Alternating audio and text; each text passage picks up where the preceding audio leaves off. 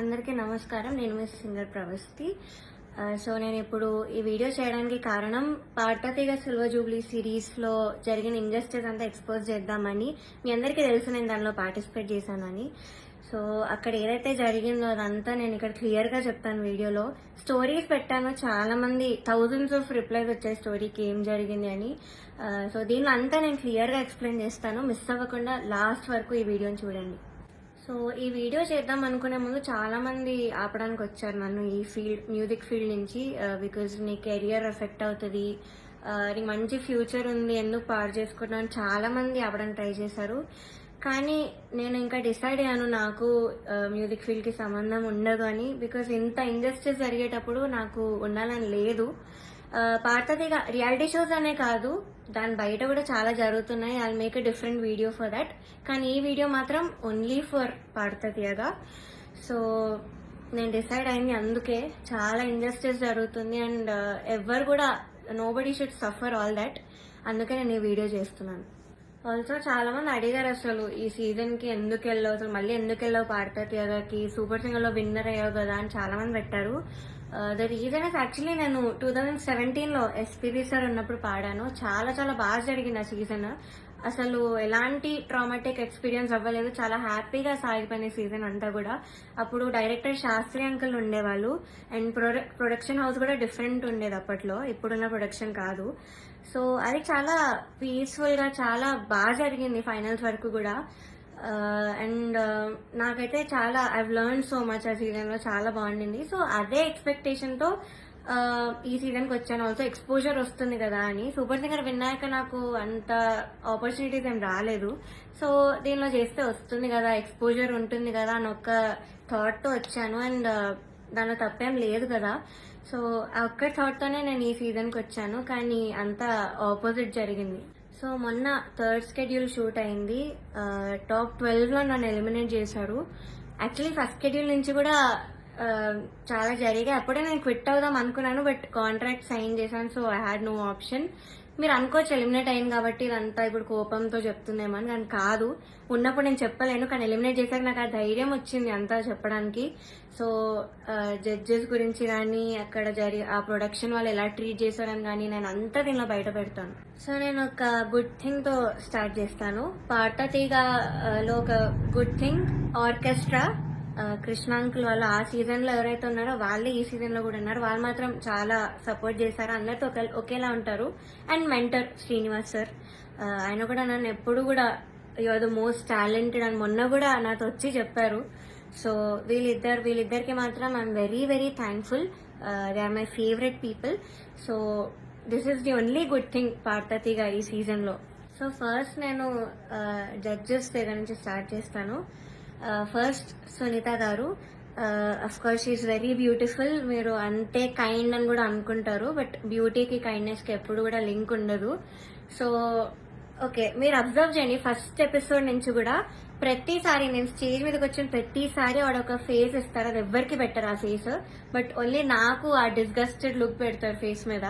ఇది యాక్చువల్లీ చాలా మంది వెల్ విషర్స్, నా ఫ్యాన్ పేజెస్ అందరూ కూడా నన్ను అడిగారు.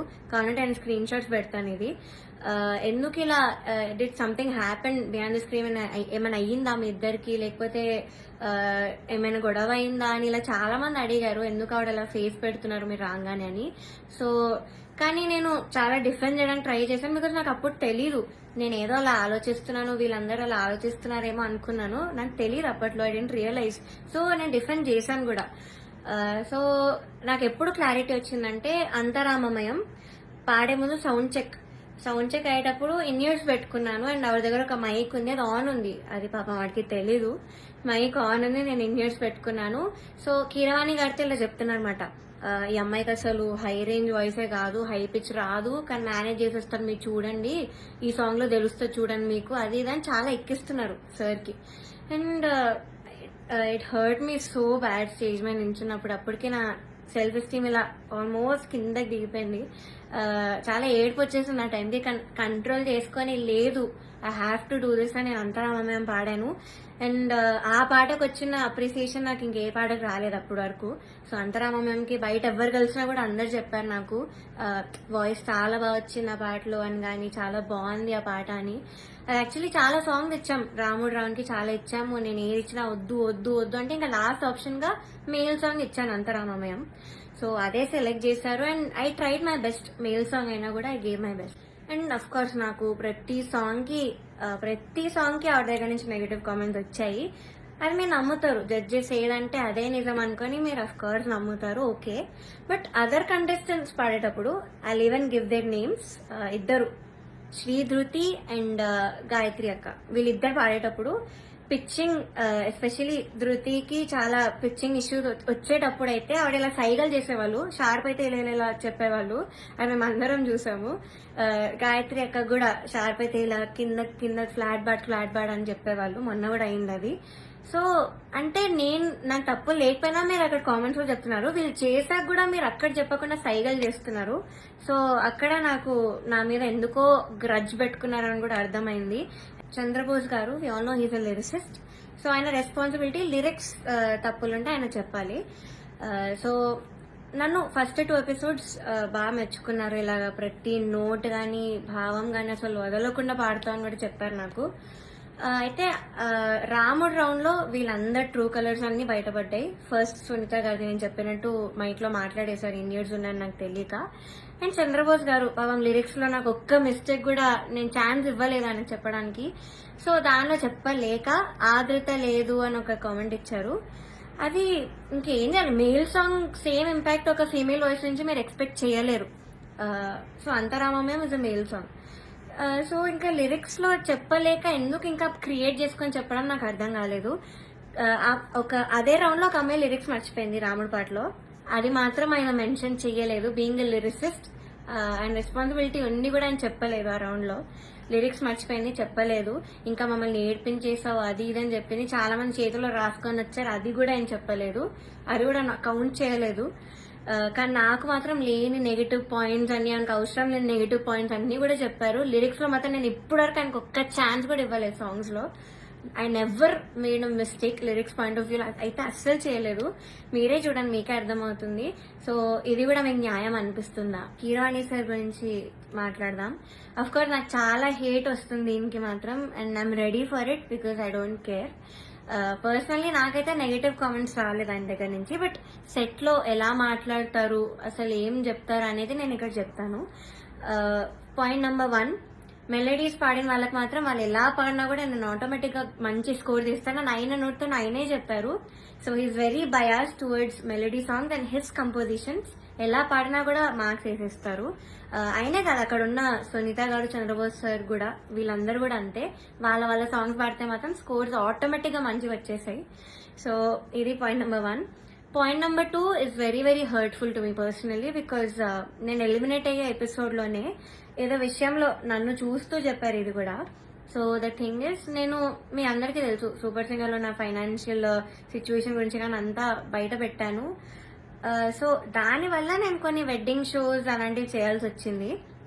సో ఈ పాయింట్ మీద సార్ మాట్లాడారు. ఏమన్నారంటే అసలు వెడ్డింగ్ షోస్ చేసేవాళ్ళు నా దృష్టిలో సింగర్సే కాదు, నాకు చాలా అసహ్యం, it's like you're disrespecting music అని ఈ మాట అన్నారు. చాలా చాలా బాగా అనిపించింది, అదేంటి అంత స్టేజ్ లో ఉన్నాయని ఇలా మాట్లాడారేంటి అని. సో ఇదొకటి, నన్ను చూస్తూ మాట్లాడారు ఇంకా. So it was very hurtful. Point number 3, so third వచ్చిన వాళ్ళకి ఆయన 1 lakh ఇస్తా అని చెప్పారు. 4th ప్రైజ్ వాళ్ళకి మూవీలో సాంగ్, అండ్ 5th ప్రైజ్ వాళ్ళకి ఆయన గ్రూప్ లో చేర్చుకుంటామని చెప్పారు సార్. సో ఇది ఎలా చెప్పారంటే, 5th ప్రైజ్ వచ్చిన వాళ్ళకి నా దగ్గరకి కొంతమంది రోజు వచ్చి చాకరీ చేస్తూ ఉంటారు, వాళ్ళ ట్రూప్ లో జాయిన్ చేసుకుంటా అని చెప్పారు. ఇలా చాకరీ అనే వర్డ్ వాడారు. అంటే ఇది డిస్రెస్పెక్ట్ఫుల్ కాదా?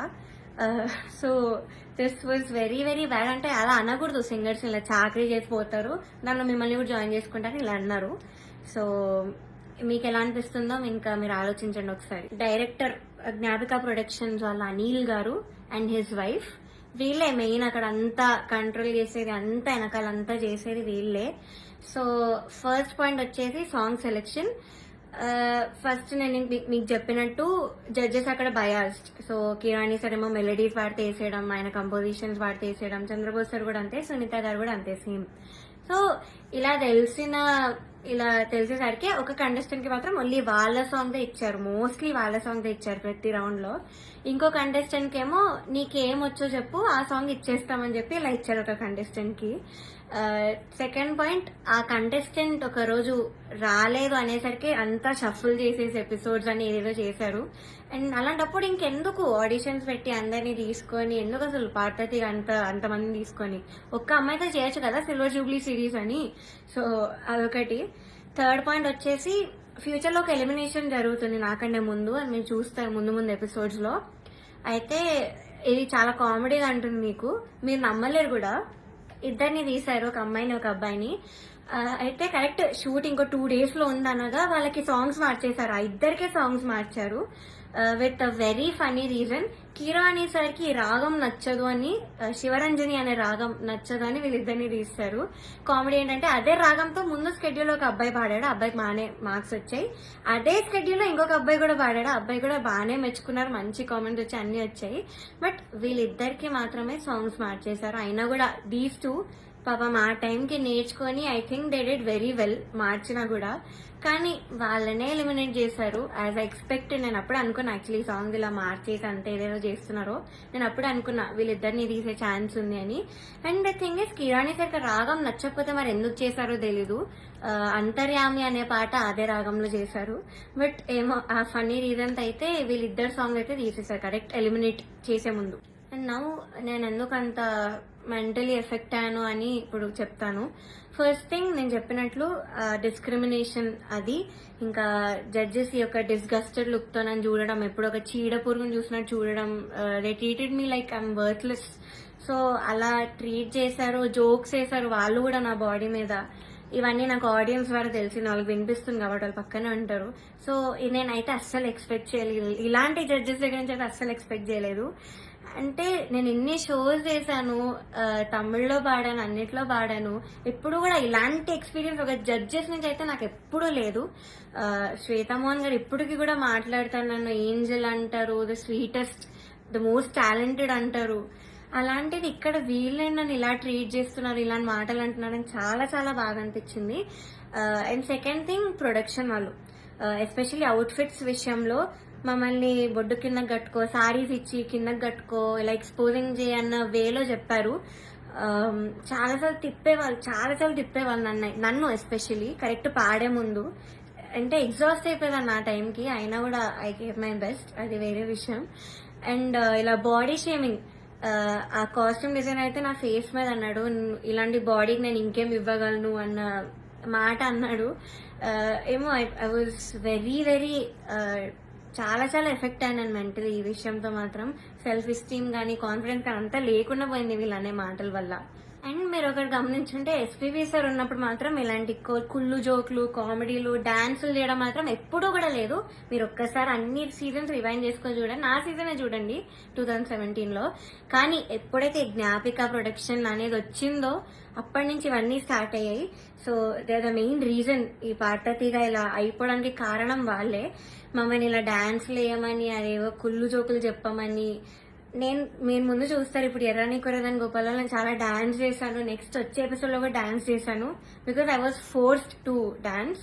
సో చేశాను. నేను ఇప్పటివరకు అయితే అంత డాన్స్ ఎప్పుడూ చేయలేదు ఏ రియాలిటీ షోలో, కానీ చేశాను, మీరే చూస్తారు. అండ్ మాకు ట్రాన్స్పోర్ట్ లో ఒక కంటెంట్ మేనేజర్ మాత్రమే వచ్చేవాళ్ళు కార్లో, బికాజ్ మా ఇంటి పక్కన ఆయన కూడా ఉంటారు. సో సేమ్ వెహికల్ అయ్యేది. అండ్ ఆయన ఏం చెప్పేవాళ్ళంటే పర్ఫార్మెన్స్ చాలా ఇంపార్టెంట్, మీరు డల్ అప్పట్లో కాదు, మీరు అలా నించొని పాడితే ఎవరు చూడరు, అది అని ఆయన అన్నారు.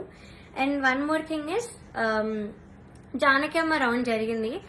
మీ అందరికీ తెలుసు నాకు జానకి అమ్మకున్న బాండింగ్, నా పోస్ట్ కూడా ఉంటుంది అక్కడ ఇన్స్టాగ్రామ్ లో.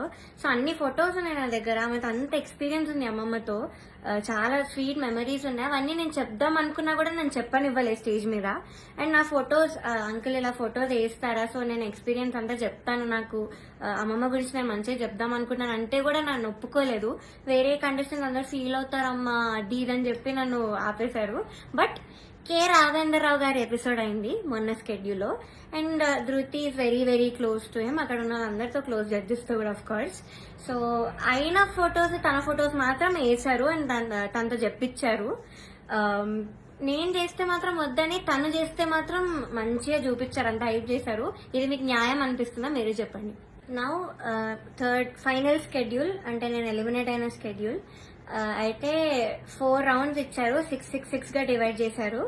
కామెడీ ఏంటంటే కొంతమంది క్లాసికల్ రౌండ్, కొంతమంది కాలేజ్ రౌండ్ అంట. ఒక చెత్త రౌండ్ ఒకటి పెట్టారు, దానిలో చెత్త పాసిబుల్ సాంగ్స్ అన్ని ఇచ్చారు, అంటే సింపుల్ గా పాడి పడేసేవి. దానికి క్లాసికల్ రౌండ్ కి మార్క్స్ కి కంపేర్ చేశారు. ఇదొక కామెడీ విషయం ఈ స్కెడ్యూల్లో. మీ అందరికి తెలియాలి కాబట్టి చెప్తున్నాను అంత క్లియర్ గా. సో ఇది జరిగింది. ఓకే, నేను ఎన్నో రాత్రులు వస్తాయి పాడండి డ్యూయట్ రౌండ్ లో, which is Ilaiyaraaja sir and SPB sir round మాట. వాళ్ళ బర్త్డేస్ వస్తున్నాయి కాబట్టి ఈ రౌండ్ ఇచ్చారు. డ్యూయట్ రౌండ్ వేరే ఒక అన్నతో పాడాను. అయితే ఇదైతే I did very very well. Especially orchestra నుంచి చాలా అప్లోజ్ వచ్చింది ఈ పాటకి. నా హై నోట్స్ మీద ఎక్కువ మెచ్చుకున్నారు. చాలా బాగా వచ్చింది, వాయిస్ లో చాలా బాగుండింది, చాలా హాయిగా ఉండింది మైండ్ లో. ఆ రోజు వింటుండే సిస్టమ్ లో చెప్పారు ఆ రోజు స్టేజ్ మీద. నాకైతే పక్కకు పిలిచి కూడా చాలా మంది చెప్పారు.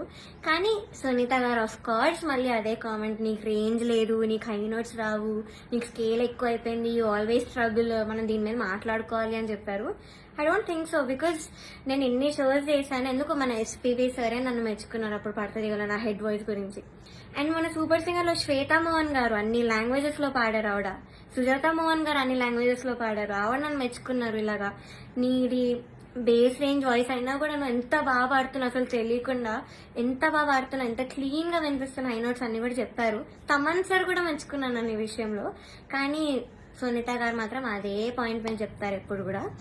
సో ఇలా జరిగింది. అండ్ సారేగామే లాస్ట్ నేను ఎలిమినేట్ అయిన రౌండ్ పాడింది సారేగామే.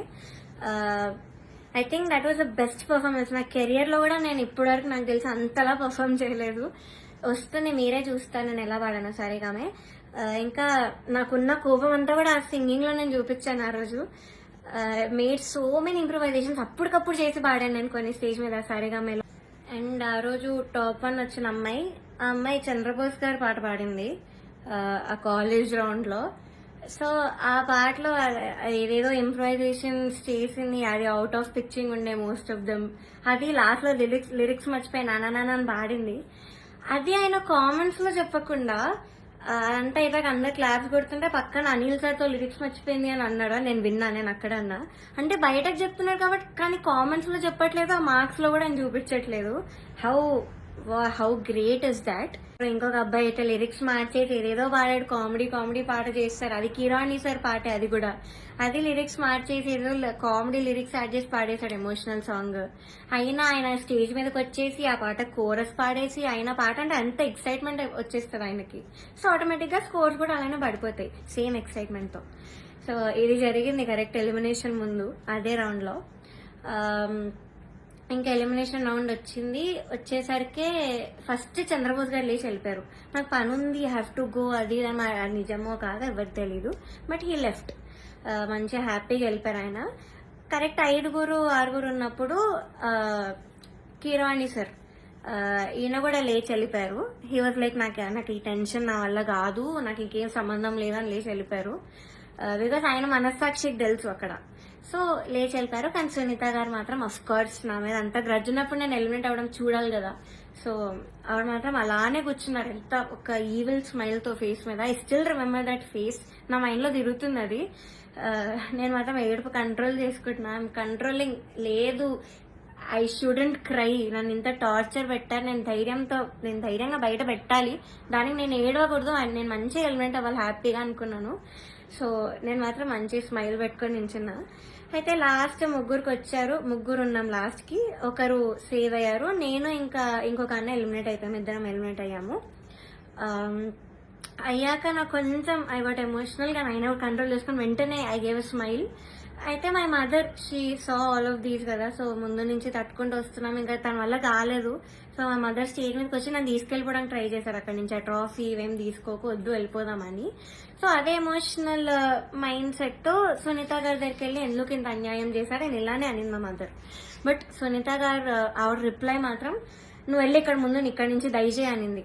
ముందు ఇక్కడ నుంచి బయటకు వెళ్ళిపో అన్న వేలో ఆవిడ మాట్లాడారు. ఇలానే నువ్వు అన్నారు, which was very very cheap. అసలు ఎవరు ఎక్స్పెక్ట్ చేయరు అలాంటి జడ్జ్ నుంచి ఇలాంటి మాటలు వస్తాయని. నేను కూడా ఎలిమినేట్ అయిన షోస్ కూడా ఉన్నాయి. నేను తమిళ్లో బాగా ఎలిమినేట్ అయ్యాను టాప్ 5 లో, హాఫ్ మార్క్లో ఎలిమినేట్ అయ్యాయి అది కూడా.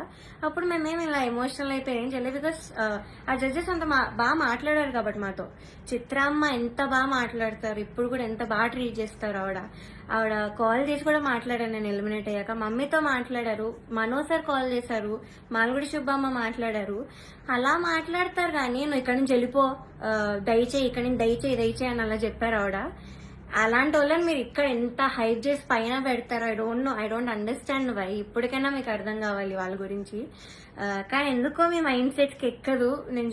నాకు డౌటే, నేను చెప్పేది కూడా మీకు ఎక్కుతుందో లేదో. కానీ నేనైతే అంత ధైర్యంగా బయట పెట్టాను, బికాజ్ నేను ఈ కెరియర్ వదిలేద్దామని డెసిషన్కి వచ్చాక నేను ఇవన్నీ బయట పెడుతున్నాను. బికాజ్ నాకు ఇంకా రావు ఆపర్చునిటీస్, ఎందుకంటే పెద్ద పెద్ద నేమ్స్ తీసుకున్నాను, వీళ్ళందరూ మేము చెప్పాను కాబట్టి నాకు ఇంకా ఉండదు ఈ మ్యూజిక్ లో. నాకు ఇంకా ఎలాంటి ఛాన్స్ అనేది రాదు.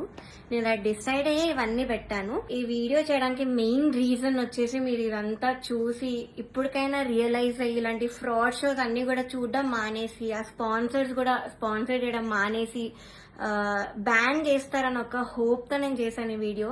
అండ్ నాలా చాలా మంది సఫర్ అయిన వాళ్ళు ఉన్నారు, కానీ ధైర్యం లేక కెరియర్ గురించి ఆలోచించి చాలా మంది మాట్లాడకుండా ఆగిపోయారు. నేను మాత్రం కెరియర్ వదిలేస్తున్నాను కాబట్టి ఇదంతా చెప్తున్నాను కెమెరా ముందు ధైర్యంగా. సో జడ్జెస్, మీరు ఆ సీట్ లో కూర్చున్నప్పుడు మీకు ఒక రెస్పాన్సిబిలిటీ ఉంది, జస్టిస్ చేసే ఒక రెస్పాన్సిబిలిటీ. కానీ మీరు అది చేయకుండా మీ ఇష్టం వచ్చిన వాళ్ళని తెచ్చి మా అమ్మాయివే నువ్వు, నేను బుడతల బ్యాచ్ నుంచి నువ్వు అప్పటి నుంచి చూస్తున్నాను అది ఇది అని చెప్పి ఇవన్నీ చేసి మీరు సరస్వతి అమ్మవారిని అవమానం చేస్తున్నట్టు, మీరు షేమ్ చేస్తున్నట్టు, ఇన్సల్ట్ చేస్తున్నట్టు సరస్వతీదేవిని. సో మీరు ఇలా చేసే పని అయితే ప్లీజ్ డోంట్ సీట్ లో కూర్చోకండి. ఇంకా చిత్రమ్మ, ఎస్పీ శైలజమ్మ, మనో గారు వీళ్ళు ఉంటే ఎంత బాగుంటుంది ఒక ఆ ప్లేస్ లో, ఎంత బాగుంటుంది ఆ జడ్జ్మెంట్. సో అది మాత్రం చేయకండి, because what all you doing is injustice. మాలాంటి లైఫ్ తో ఆడుకుంటున్నారు. ఇలా మాకేం పవర్ లేదు, మనీ లేదు, we can buy anybody bribes ఇచ్చి గిఫ్ట్స్ ఇచ్చి మేము అవేం చెయ్యలేము. నాకు అందుకే ఆపర్చునిటీస్ కూడా రాలేదు, వచ్చినవి కూడా ఇలాంటి కొన్ని క్యారెక్టర్స్ మధ్యలో వచ్చి లాగేసుకున్నారు అన్ని ఆపర్చునిటీస్. సో దయచేసి ఇలా ఒక లైఫ్ తో ఆడుకోకండి.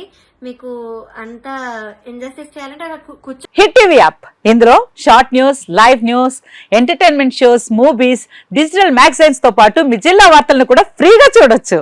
ఇంకెందుకు ఆలస్యం, వెంటనే హిట్ టీవీ యాప్ ని డౌన్లోడ్ చేసుకుని ఫ్రీగా ఎంటర్టైన్మెంట్ పొందండి. Hit TV app, hit TV app, please download hit TV app. Hit TV app ని ఫ్రీగా డౌన్లోడ్ చేసుకుని ఎంజాయ్ చేయండి. మీకు నచ్చిన ఎంటర్టైన్మెంట్ కోసం హిట్ టీవీ యాప్ ని ఫ్రీగా డౌన్లోడ్ చేసుకుని ఎంజాయ్ చేయండి. హిట్ టీవీ యాప్ ని డౌన్లోడ్ చేసుకుని ఆస్వాదించండి, ఆశీర్వదించండి. ఇంతమంది సెలబ్రిటీలు హిట్ టీవీ యాప్ ని డౌన్లోడ్ చేసుకోండి అని చెప్తున్నారంటే ఎంత మంచి యాప్ ఆలోచించండి. అమెరికా అమెరికా అమెరికా అమెరికాలో చదవాలనుకునే వాళ్ళకి విశ్వసనీయమైన పేరు మన శౌర్య కన్సల్టెన్సీ. UK లో 1 year masters, UK లో 1 year masters, 2 years work permit up to 5 years visa. Contact Saurya Consultancy. Contact 89851 89851.